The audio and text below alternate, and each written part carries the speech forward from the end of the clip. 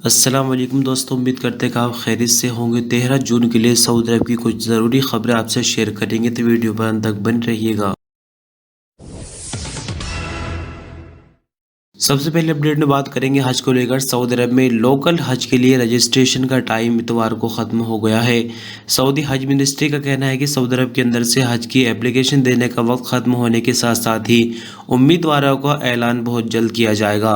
हज मिनिस्ट्री ने कहा कि 3,90,000 से ज़्यादा सऊदी और गैर मुल्कियों ने सऊदी अरब के अंदर से हज का रजिस्ट्रेशन किया है। इससे पहले डिप्टी हज सेक्रेटरी ने कहा था कि सऊदी हज मिनिस्ट्री सऊदी अरब के अंदर से इस साल हज की ख्वाहिश रखने वालों के लिए एप्लीकेशन देने का टाइम इतवार 12 जून की रात तक बढ़ा दिया है। रात 12 बजे तक टाइम बढ़ने के बाद लोकल हज का रजिस्ट्रेशन चलता रहा और आखिरकार अब इसका सिलसिला बंद हो गया है। लेकिन जैसे कि हमने आपको बताया कि नतीजों का ऐलान जल्द ही किया जाएगा।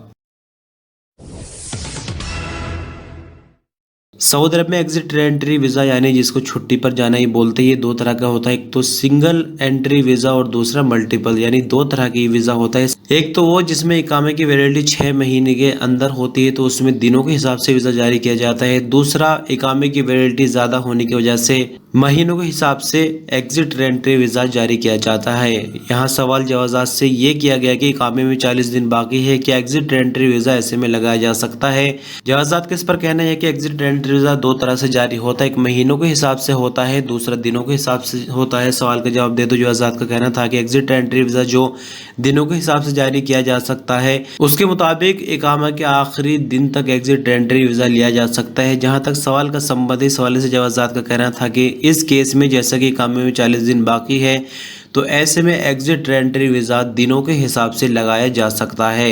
लेकिन यहाँ गौर करने वाली बात यह होगी कि जो एग्जिट एंट्री वीज़ा दिनों के हिसाब से लगाया जाता है, वो वीज़ा लगने के बाद दिन उसके शुरू हो जाते हैं, और जो महीनों के हिसाब से लगता है यानी जिसमें इकामे में ज़्यादा टाइम होता है, वो एग्जिट एंट्री वीज़ा एयरपोर्ट से शुरू होता है।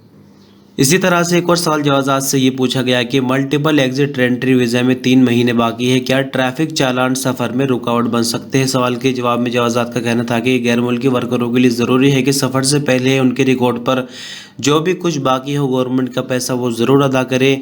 मल्टीपल एग्जिट एंट्री वीज़ा एक बार जारी तो हो जाता है, लेकिन यहाँ जवाज़ात का ये कहना है कि अगर आपके साथ कोई मुश्किल है, चालान वगैरह है, तो एयरपोर्ट पर भी प्रॉब्लम आ सकती है।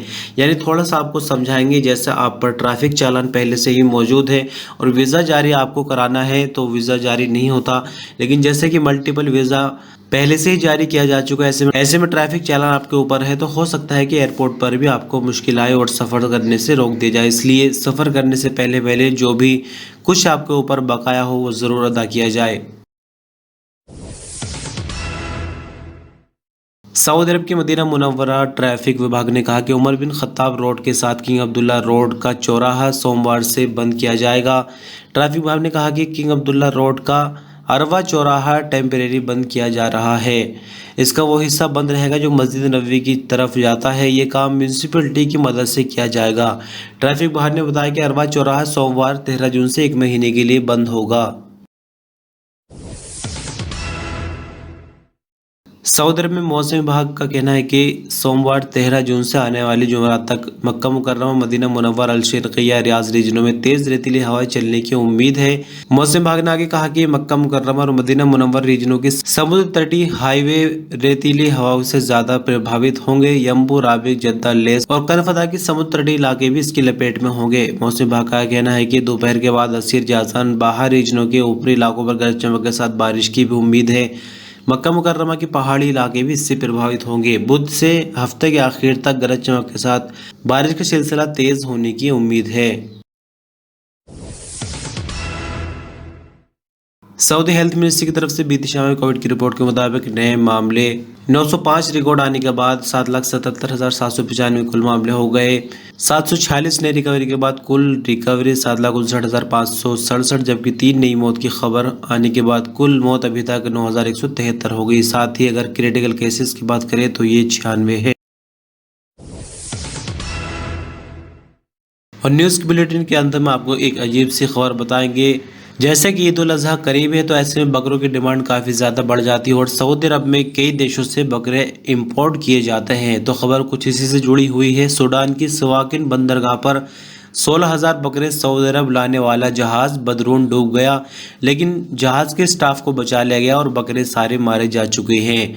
यह हादसा शनिवार और इतवार की मध्य रात्रि बहर अहमर यानी जो लाल सागर है सऊदी अरब से जुड़ा हुआ इसी समुद्र में जो सूडान का समुद्र तट है वहां पेश आया। सवागिन बंदरगाह के अधिकारी ने बताया कि बदर वन जहाज पर 15,800 बकरे लादे गए थे, जो कि इतवार की सुबह डूब गया है।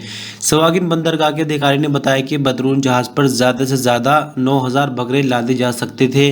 जहाज पर गुंजाइश बढ़ाई गई थी। पहली बार 15,000 से ज्यादा बकरे लादे गए। इससे पहले इस जहाज पर ज्यादा से ज्यादा 12,000 बकरे लादे जा चुके थे।